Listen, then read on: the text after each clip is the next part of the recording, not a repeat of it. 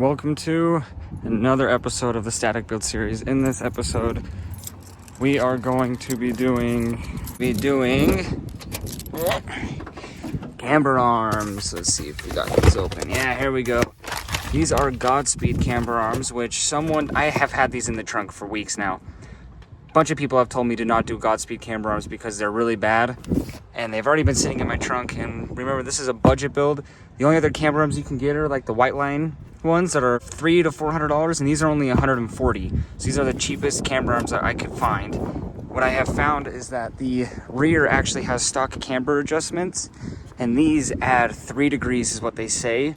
And with the stock camber adjustment, I think we can get about -5 out of the stock camber with the natural camber that it gets from when you lower it. Then we add 3 degrees, so we should be able to get to around -8, hopefully. Well, let's get the car in the garage and let's start doing this.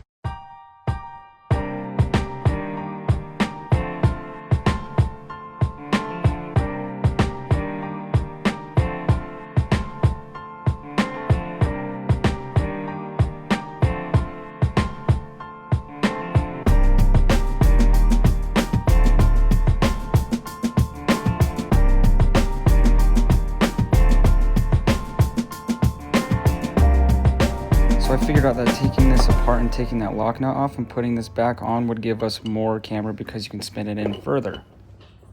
But I think it's gonna be a little sketchy like this. So we're gonna go grab some washers and see if to make this not as sketchy. Well, it worked. We pulled the bolt off and put washers on there instead to get it closer in, because the further in it goes, the more camber you get. And so instead of having this thick guy, you've got half the size in washers. And I think it's gonna work.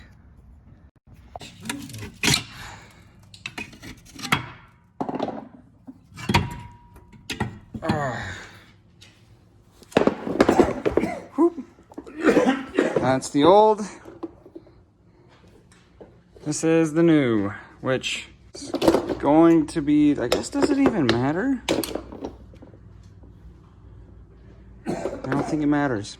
So we are currently having issues to line up with this. I've loosened everything else and the hub still won't tilt, so I'm not sure if I need to loosen anything else that I'm not thinking about. So maybe the sway bar, I don't know. We'll find out here in a minute. We have one in, and oh, I wanted to show you guys how much shorter they are from factory. So you line up this hole like so.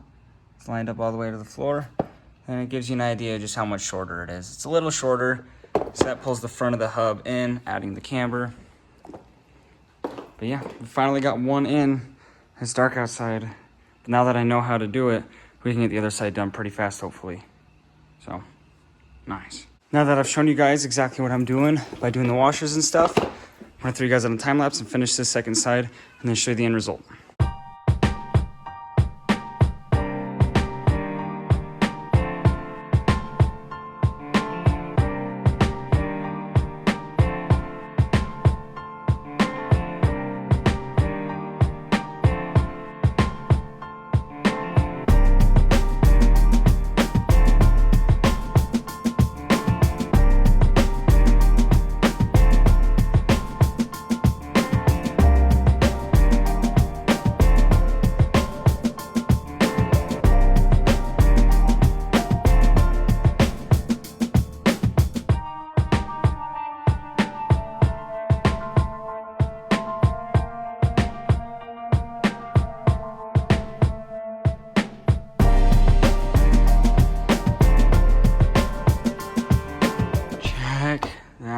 We actually have a decent amount of camber. I'm gonna pull out my measuring app and see how much it is.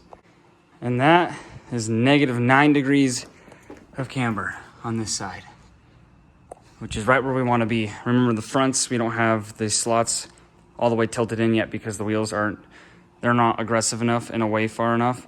The reason we can do this in the rear is because the coilover doesn't sit towards this. We actually have room back here, which now we're cutting it close, but it's not touching yet. So we can drive it with this much camber. Here's this side. It's total spaceship fitment. Cambies. There is so much camber in the rear that we're now hitting the frame because the wheels are such a high offset. So now I have spacers, but they're in the Audi. And I don't have a car to drive to get there. I gotta figure this out real quick. I had to come all the way over here. Oh, I hope they're still, they are. They're on the other side. It's all my stuff from FD that I still need to get out of the car. All my signed posters. There's one. Where's the other one?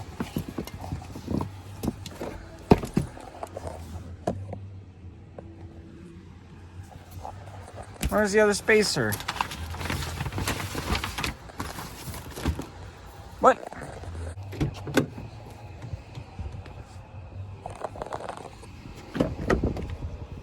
I am confused because I know I had two of them.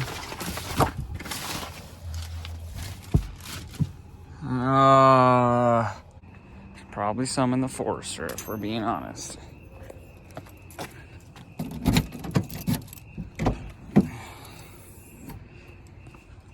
No. Yep.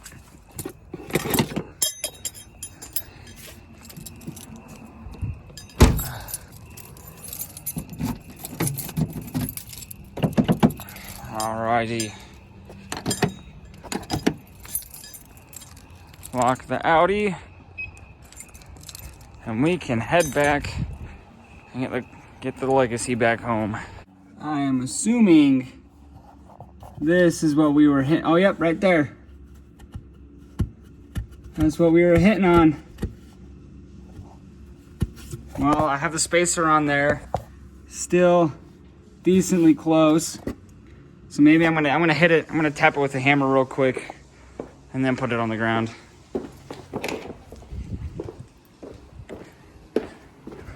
Nah. If I can even get a hammer in here to.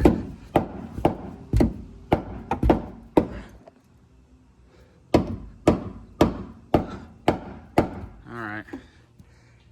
We'll just see if it's drivable now. No.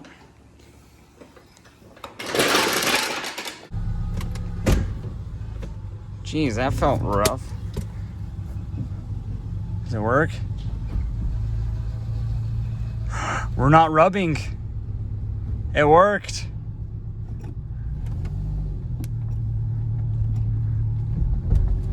I think we're on bump stops in the rear. It worked. We are no longer rubbing.